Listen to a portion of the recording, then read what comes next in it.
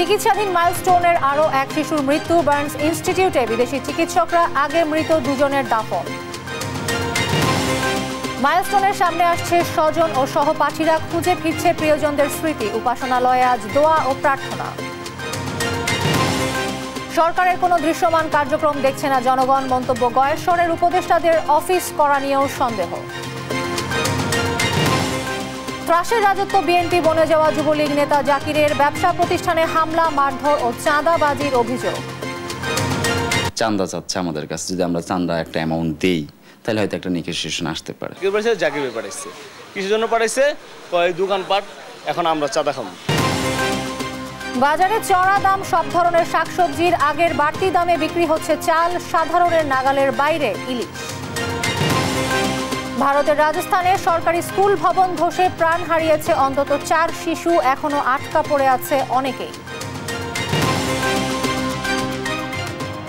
এবং টি-20 বিশ্বকাপের আগে একাধিক সিরিজ খেলার সম্ভাবনা। বাংলাদেশের অংশ নিতে পারে ত্রিদেশীয় টুর্নামেন্টেও।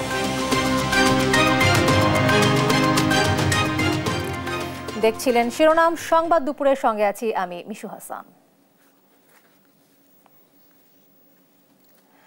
এবারে বিস্তারিত। জাতীয় বার্ন ইনস্টিটিউটে আইমান নামে আরেক শিক্ষার্থীর মৃত্যু হয়েছে। এই নিয়ে উত্তরা মাইলস্টোন স্কুলে যুদ্ধবিমান বিধ্বস্তের মর্মান্তিক দুর্ঘটনায় এখন পর্যন্ত 33 জনের মৃত্যু হয়েছে। এর মধ্যে 30 জনই শিশু। আহত 165 জনের মধ্যে বিভিন্ন হাসপাতালে চিকিৎসাধীন রয়েছেন 51 জন। জাতীয় বার্ন ইনস্টিটিউটে ভর্তি 41 জনের মধ্যে আশঙ্কাজনক অবস্থায় 6 জন। আইসিইউতে আছে 8 জন। এদিকে উন্নত চিকিৎসা দিতে সিঙ্গাপুর, ভারতের পর এবার চীন থেকেও এসেছেন বিশেষজ্ঞ চিকিৎসক দল। এদিকে ডিএনএ টেস্ট 6 মরদেহের মধ্যে 5 জনকে শনাক্ত করতে পেরেছে সিআইডি। আর স্কুলটির 3 শিক্ষার্থী ও 2 অভিভাবককে এখনো নিখোঁজ রয়েছে।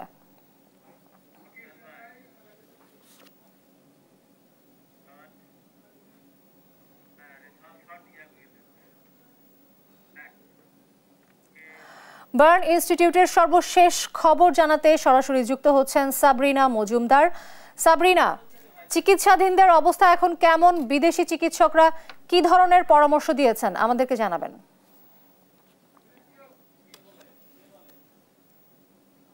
যদি ইতিমধ্যে এর আগের লাইভে কিন্তু আমি আপনাকে জানিয়ে দিয়েছিলাম যে এক শিক্ষার্থীর আসলে মৃত্যু হয়েছে।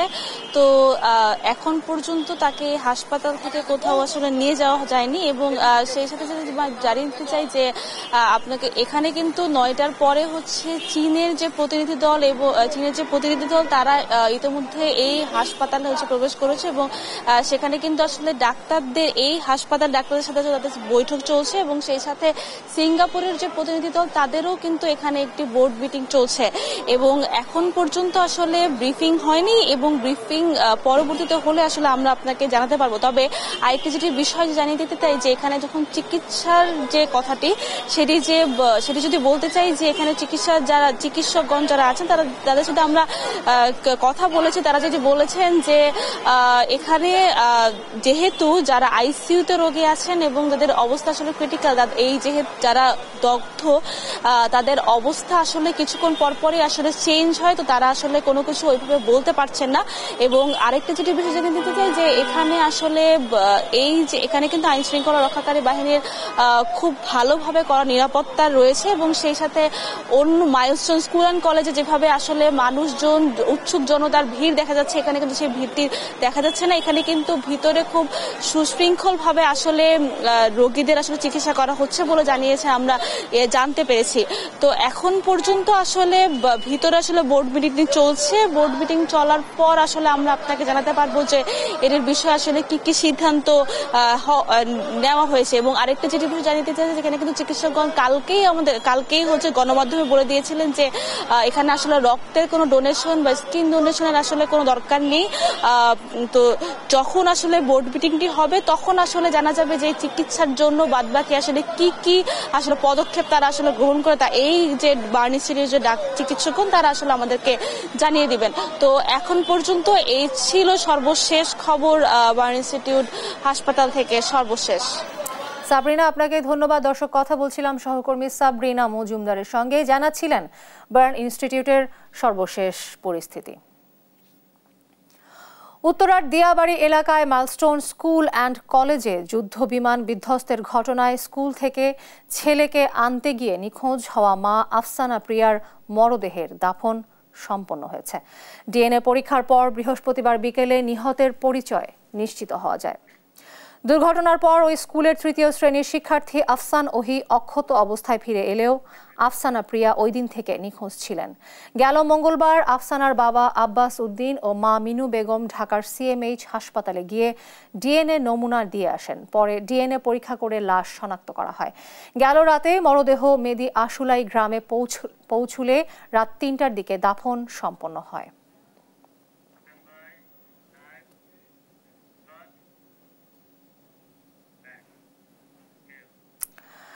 দর্শক, রাজধানীর উত্তরার মাইলস্টোন কলেজের এই মুহূর্তের পরিস্থিতি জানাতে সরাসরি যুক্ত হচ্ছেন তাইফুর রহমান তুহিন।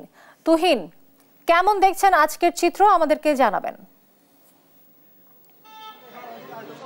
মিশু, আপনাকে ধন্যবাদ। এই মুহূর্তে আমরা রয়েছি মাইলস্টোন স্কুল অ্যান্ড কলেজের প্রধান ফটকে। আমরা যেখানে দেখছি যে সকাল থেকেই কিন্তু এখানে সাধারণ যে দর্শনার্থী রয়েছে তাদের কিন্তু উপচে পড়া ভিড় আমরা সকাল থেকে লক্ষ্য করেছি। আমরা দেখেছি যে এখানে এসেছেন দেশের বিভিন্ন জেলা থেকে মানুষ এসেছেন যে মর্মান্তিক যে দুর্ঘটনা, সেই দুর্ঘটনার স্থানটি আসলে একটু দেখার জন্য। যদি আমি দেখাতে চাই যে এখনো দেখবেন যে আসলে মানুষের উপচে পড়া ভিড় সকাল থেকেই আসলে এই ভিড় আমরা দেখেছি।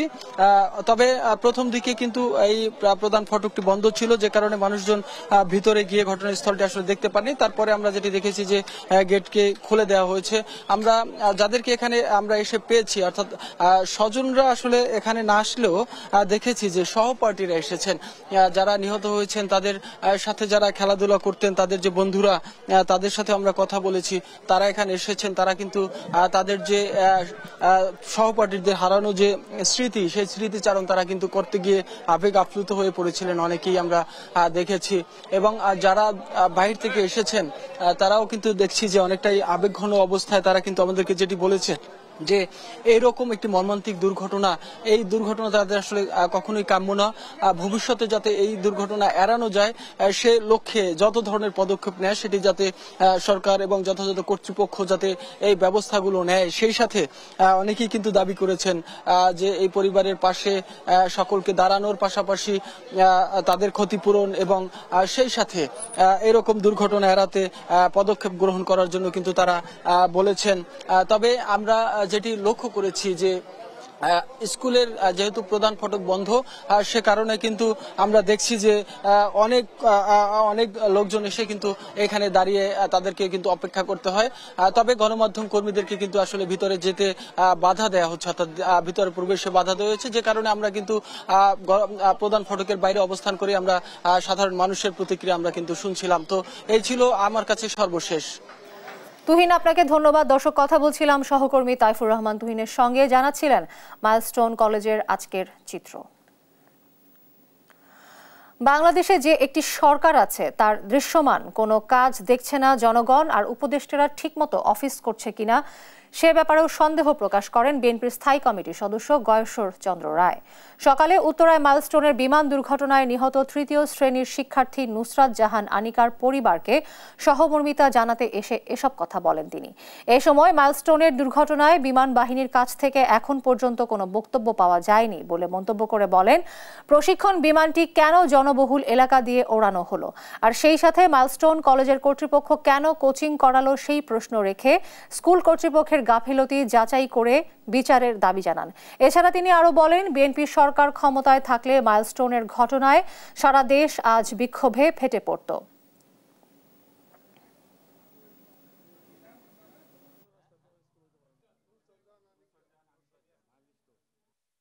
সরকারের মধ্যে সমন্বয়হীনতা আছে, অভিজ্ঞতারও ঘাটতি আছে, এবং সরকার যদি সত্যিকার হতে ছাড় করতো সরকার পরিচালনার ক্ষেত্রে, তাহলে অনেক বিতর্কের জন্ম দিত না। এবং এটা যে সরকার চলছে এটা কিন্তু দৃশ্যমান কেউ উপলব্ধি করে না, এবং যে যেই দায়িত্ব আছে নিচ থেকে উপর পর্যন্ত সরকারের উপদেষ্টার বাইরেও তারও অফিস আদালত সঠিকভাবে করে কিনা এ ব্যাপারে সন্দেহ আছে। রাজধানীর কারওয়ান বাজারে বেড়েছে সব ধরনের সবজির দাম। গরুর মাংসের দাম কমলেও বেড়েছে মাছের দাম। রাজধানী কারওয়ান বাজারে গাজর, টমেটো, বেগুন, শসা সহ বেড়েছে বেশ কিছু সবজির দাম। এদিকে গরুর মাংসের দাম কিছুটা কমেছে। দাম বাড়তি রয়েছে মাছের বাজারে। দাম নাগালের বাইরে থাকায় সিন্ডিকেট ভাঙা ও সরকারের মনিটরিং চায় সাধারণ ক্রেতারা। বলেন, বাজারজাতকরণের সব পর্যায়ে সরকারি হস্তক্ষেপ থাকা জরুরি।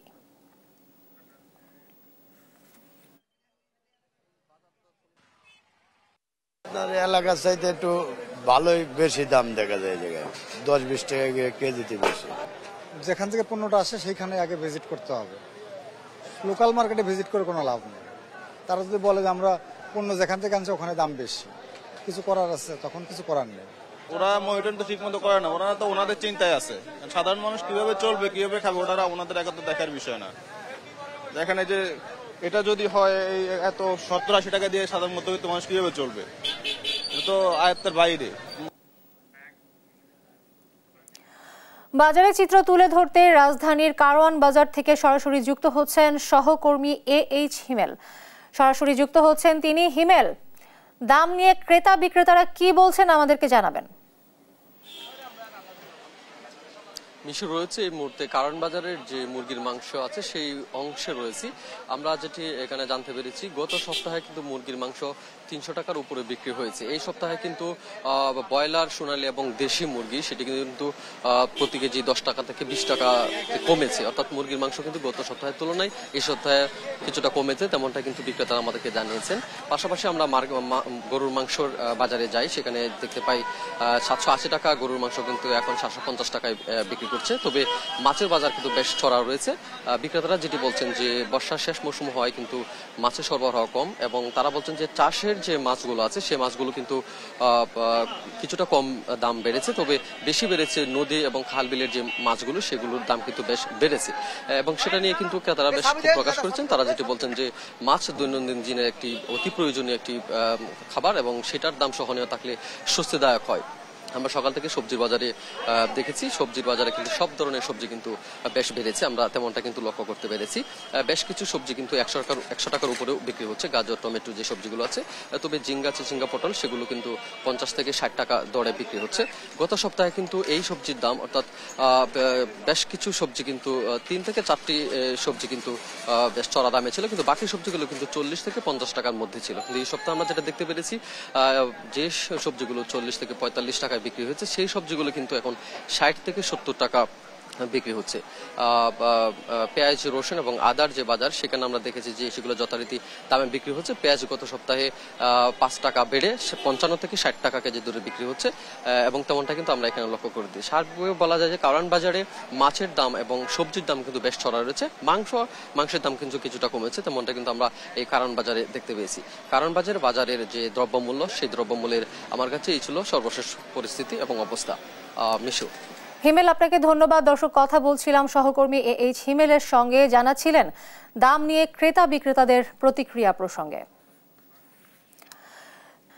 মিরপুরের পল্লবীতে আতঙ্কের নাম এখন নব্য বিএনপি নেতা হয়ে ওঠা জাকির হোসেন। ব্যবসা প্রতিষ্ঠানে চাঁদাবাজি, হুমকি আর চাঁদা না দিলে দলবল নিয়ে হামলা। সম্প্রতি চাঁদা না দেয়ায় এক যুবককে কুপিয়ে গুরুতর আহত করেছেন তিনি। এ সময় যুবলীগ নেতা বর্তমানে বিএনপির মিছিল সমাবেশের সম্মুখ সারিতে থাকা জাকির হোসেনকে নিয়ে অনুসন্ধান করেছেন MA আজিম। ক্যামেরায় ছিলেন ইশাদ সোহেল। সম্প্রতি মিরপুরে বিএনপির মিছিল সমাবেশে সম্মুখ সারিতে দেখা মেলে জাকির হোসেন ওরফে শুটার জাকিরকে। নিজেকে বিএনপি নেতা হিসেবে জাহির করা এক সময়ের যুবলীগ নেতা জাকির হোসেন এখন মিরপুরের ট্যাকের বাড়ি এলাকার এক ত্রাসের নাম। কদিন আগে চাঁদা না দেয়ায় দলবল নিয়ে সাগুপ্তা এলাকায় এমন তাণ্ডব চালান জাকির। পা কেটে নেয়ার চেষ্টা করেন তাসকিন নামের এ যুবকের। এমন নারকীয় ঘটনার বিচারে মামলা করা তো দূরে থাক, এখন প্রাণ ভয়ে আছে পুরো পরিবার। আমি ঘরে বিছনায় পড়ে আছি প্রায় 18-20 দিন মতো। চাঁদা চাচ্ছে আমাদের কাছে, যদি আমরা চাঁদা একটা অ্যামাউন্ট দেই তাহলে হয়তো একটা নেগোসিয়েশন আসতে পারে। নিরাপত্তাহীনতায় ভুগতেছি, কারণ আমার হাজব্যান্ডের নিরাপত্তা নাই, আমার ফ্যামিলির জানের কারো নিরাপত্তা নাই। শুধু তাসকিন নন, ট্যাকের বাড়ির অসংখ্য ব্যবসা প্রতিষ্ঠানে চাঁদা দাবি করছে জাকির ও তার বাহিনী। তাদের ভয়াবহতা আরও স্পষ্ট হয় স্থানীয়দের বক্তব্যে। এখন নতুন করে অন্য কারাকে চিনি না, ওরা এসে বলে ওদের ভাড়া দেওয়ার জন্য লোকগুলো পাঠা দেয়। যখন লোকগুলোর আমরা জিজ্ঞেস করি তখন কয় ভাই পাঠাইছে, কেউ পাঠাইছে, জাকির ভাই পাঠাইছে। কিসের জন্য পাঠাইছে? কয় দোকানপাট, এখন আমরা চাঁদা খাবো। ওনারা আসছে বলে গেছে, মোটরসাইকেল নিয়ে আসছে, কয়েকবারই আসছে, বেশ কয়েকবার আসছে, আইসা বলে গেছে। যাওয়ার পরে আমরা যে পক্ষ থেকে আমরা ভাড়া নিচ্ছি আমরা ওনাদেরকে জানাইছি। বেরিয়ে আসে বর্তমানে বিএনপি নেতা হয়ে ওঠা জাকির হোসেনের আসল রূপ। আওয়ামী সরকার পতনের আগ মুহূর্ত পর্যন্ত তিনি ছিলেন যুবলীগ নেতা। 4 আগস্ট পর্যন্ত হাসিনার পক্ষে বের করা মিছিলেও ছিলেন সম্মুখ সারিতে। কিভাবে রাতারাতি আওয়ামী লীগ থেকে বনে গেলেন বিএনপি নেতা জানতে এবার শুটার জাকিরের মুখোমুখি হতে চাই আমরা। বাড়িতে নেই জাকির। তার স্ত্রীর মোবাইল ফোন থেকে চাঁদাবাজি ও রাজনৈতিক পরিচয় জানতে চাইলে ক্ষিপ্ত হয়ে ওঠে জাকির। আওয়ামী লীগের ক্ষমতাকালে আপনি আওয়ামী লীগের হয়ে মিছিল মিটিং এ অংশগ্রহণ কেন করতেন তাহলে? না, আপনি যে প্রশ্নটা আমাকে করতেছেন এই প্রশ্নটা কি করার অধিকার আপনার আছে? কেন নাই? আচ্ছা, আপনি কিসের ভিত্তিতে আপনি আমাকে এই প্রশ্নটা করতেছেন? আমি যেটা দেখেছি সেটাই আপনাকে বলেছি। আমি যদি এখানে চাঁদাবাজি করতে চাই ওদেরকে বলেন আমার মামলা করতে। আপনি তো এই যে তাসকিনকে কুপিয়েছেন, সেটি কেন? এটা ভুল কথা। আপনি কিন্তু কথা অন্যদিকে যাচ্ছেন। আপনি কিন্তু কথা, আপনি মিডিয়া পারসন, ঠিক আছে, আপনি কথা অন্যদিকে যাচ্ছেন। বিএনপি নেতা প্রমাণে ওয়ার্ড বিএনপির একাধিক কমিটি তালিকাও দেন জাকিরের স্ত্রী। সে তালিকার সত্যতা যাচাইয়ে ওয়ার্ড বিএনপির আহ্বায়কের মুখোমুখি আমরা। তিনি নিজেও অবাক কমিটিতে জাকিরের নাম দেখে। এই যে জাকির হোসেন কয়েকদিন আগেও যুবলীগের মামুনের ক্লিয়ার তো চিটার নাম্বার 1 তা কলম দে। বিএনপির সাথে নাই না, কোনো জায়গা না, কোন এই জাকির হোসেন না, এই জাকির হোসেন না, এটা অন্য জাকির হোসেন। এই নাম দিয়ে হয় চিটিং করে। গত বছরের ২৬ অক্টোবর বৈষম্যবিরোধী ছাত্র আন্দোলনে ইমন হত্যা মামলায় গ্রেপ্তার হন বর্তমান বিএনপি নেতা বনে যাওয়া পল্লবী ২ নং ওয়ার্ড যুবলীগের যুগ্ম সাধারণ সম্পাদক মোহাম্মদ জাকির হোসেন। জেল থেকে বেরিয়ে বনে যান বিএনপি নেতা। এম এ আজিম, দেশ টিভি, ঢাকা। ফেনীর পরশুরামে ভারতীয় সীমান্তরক্ষী বাহিনীর গুলিতে 2 বাংলাদেশি যুবক নিহত হয়েছেন। গুলিবিদ্ধ হয়ে আহত হয়েছে আরও একজন। বৃহস্পতিবার দিবাগত রাত 12টার দিকে উপজেলার বাষ্পদুয়া সীমান্ত এলাকায় এই ঘটনা ঘটে। স্থানীয়রা জানান, রাতে গুথুমা এলাকা অতিক্রম করে ভারতের অভ্যন্তরে তারকাটার কাছে যান মিল্লাত, লিটন, আফসার ও তার সহযোগীরা। তখন তাদের লক্ষ্য করে বিএসএফ সদস্যরা গুলি ছোড়েন। পরে গুরুতর আহত অবস্থায় স্থানীয়রা তাদের উদ্ধার করে প্রথমে পরশুরাম উপজেলা স্বাস্থ্য কমপ্লেক্সে ও পরে ফেনী জেনারেল হাসপাতালে নেন। সেখানে চিকিৎসাধীন অবস্থায় মিল্লাতের ও পরে লিটনের মৃত্যু হয়। আমরা তদন্ত করে জানতে পারি 3 জন বাংলাদেশি নাগরিক তারা সীমান্ত লাইন ক্রস করে ভারতে যায় এবং অপরদিকে ভারতীয় চোরা কারবারিরাও সেখানে জড়িত হয় মালামাল চোরা কারবারি মালামাল পাচার করার জন্য। এবং এক পর্যায়ে বিএসএফ গুলি ওপেন করে, এতে করে উভয় পক্ষই ইনজুর্ড হয় এবং বাংলাদেশ সাইডে দুঃখজনকভাবে চিকিৎসা নিতে যাওয়ার সময় পথিমধ্যেই মৃত্যুবরণ করে। আরেকজন চট্টগ্রামে চিকিৎসাধীন আছে, আরেকজন পলাতক আছে এবং আমরা তার পরিচয় নিশ্চিত হওয়ার জন্য চেষ্টা করছি। ফেনীতে সড়ক দুর্ঘটনায় 2 ভাইয়ের মর্মান্তিক মৃত্যু হয়েছে। শুক্রবার দিবাগত রাত 3টার দিকে সদর উপজেলার 5 গাছিয়া এলাকায় এই ঘটনা ঘটে। পুলিশ জানায়, একটি পিকআপ ভ্যান রাস্তার পাশে দাঁড়িয়ে থাকা অবস্থায় পেছন দিক থেকে একটি দ্রুতগামী বাস এসে সজোরে ধাক্কা দেয়। এতে পিকআপটি দুমড়ে মুচড়ে যায় এবং 2 ভাই গুরুতর আহত হন। পরে স্থানীয়রা তাৎক্ষণিকভাবে উদ্ধার করে ফেনী 250 শয্যা জেনারেল হাসপাতালে নিয়ে গেলে চিকিৎসক মোশাররফ হোসেনকে মৃত ঘোষণা করেন। একরামের অবস্থা আশঙ্কাজনক হলে তাকে দ্রুত চট্টগ্রাম মেডিকেল কলেজ হাসপাতালে নেয়ার পথে তিনিও মৃত্যুবরণ করেন।